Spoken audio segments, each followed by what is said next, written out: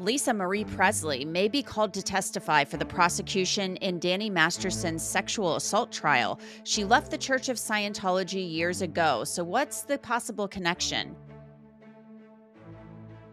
I'm Angenette Levy, and welcome to Law and Crime Sidebar podcast.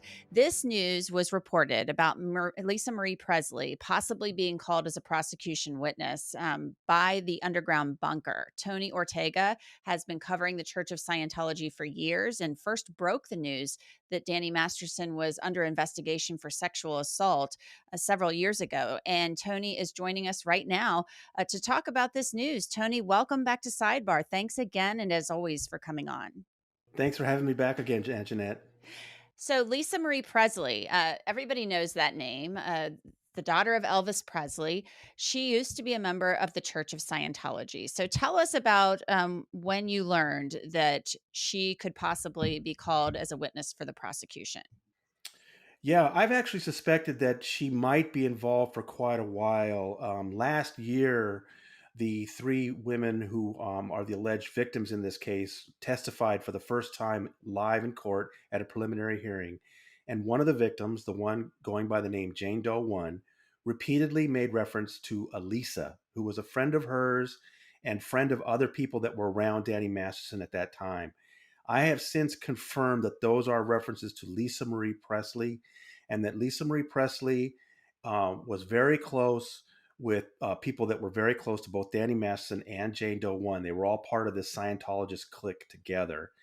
And she mentions multiple times in her testimony last year, for example, that her testimony is that after Danny attacked her, he admonished her, "You're not going to tell Lisa about this." That was her testimony last year. She did not use the full name in that testimony. I've now determined that that was a reference to Lisa Marie Presley and that Danny did not want Jane Doe 1 to say anything to Lisa. So that's the background. I had heard that she might get involved in this case, but then this week I confirmed that the prosecution has notified the defense that they plan to call Lisa Marie Presley as a witness. And as you pointed out, Angenette, that does not guarantee that she's actually going to appear in this trial. But it's pretty big news, I think, because, like I said, I think she's been around this case all along and just only now is being publicly identified with it.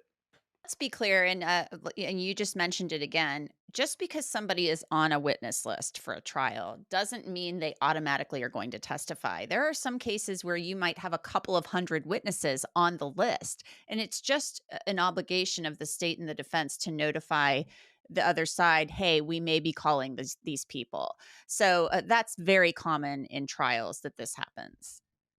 And we actually have a number because you're right, it could be hundreds, but Philip Cohen did reveal in court this week that the prosecution is planning on calling 12 law enforcement officers, 18 civilians, and two experts. Only one of those two experts the judge allowed in.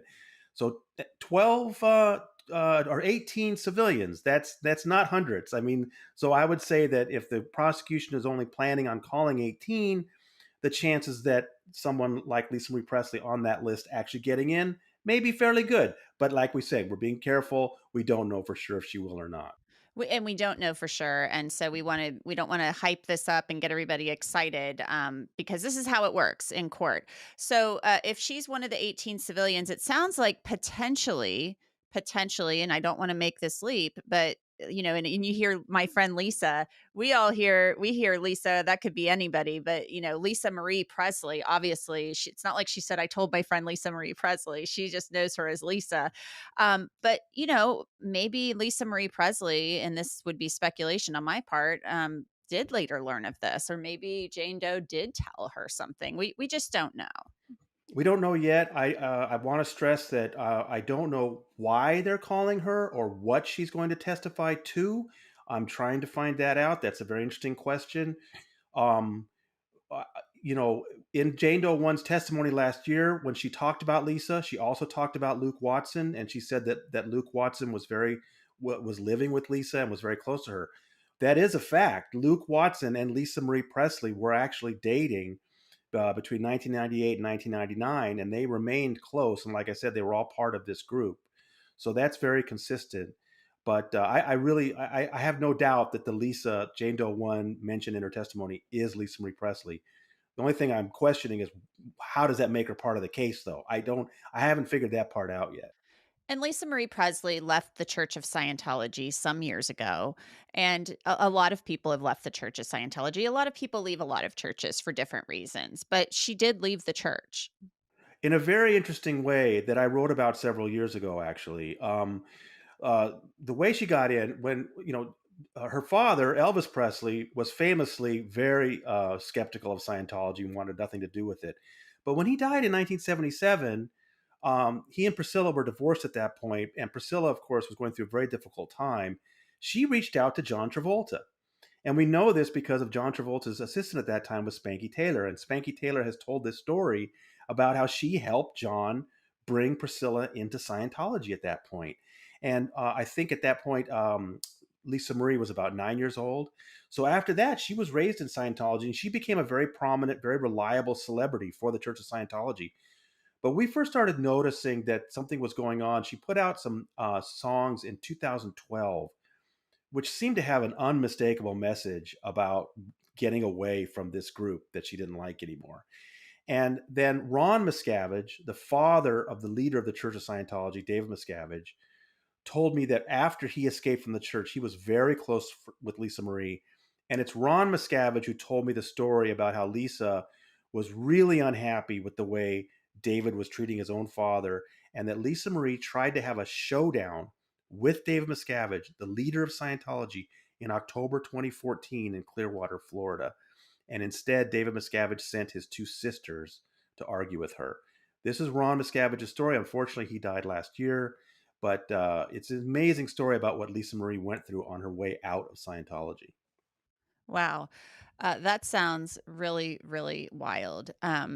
And I guess I would just expect the daughter of Elvis, even though she was so young when he died, sadly and tragically of a drug overdose, that I would expect her to be kind of headstrong. So that doesn't surprise me. Well, what I've been told is she's, try to imagine growing up in that sort of circumstance, and she has not had a normal life for sure. But I was told one thing that's very strong with her is family. And Ron told me that what upset her so much was that David Miscavige would not let Ron see his own daughters, David's sisters. That's what's in Scientology called disconnection, because Ron had escaped Scientology. So Ron's description to me was that Lisa Marie was very offended by that because of her own feelings about family ties. And that's what ultimately made Lisa Marie leave Scientology in 2014. Wow. That is very, very interesting. Well, Tony Ortega, we will be watching the underground bunker very closely for all of the latest updates, because I think we're all very interested to know what on earth Lisa Marie Presley will be asked to testify should she be called to the witness stand. So You bet. thank you as Yeah, always for coming on. thank you, Angenette. I'll try to find answers for that, and jury selection starts Tuesday. All right, we'll be watching. And that's it for this edition of Law and Crime Sidebar Podcast. It is produced by Sam Goldberg, Michael Deininger, and Logan Harris. Bobby Zoki is our YouTube manager. Alyssa Fisher is our booking producer, and Kiara Bronson handles our social media.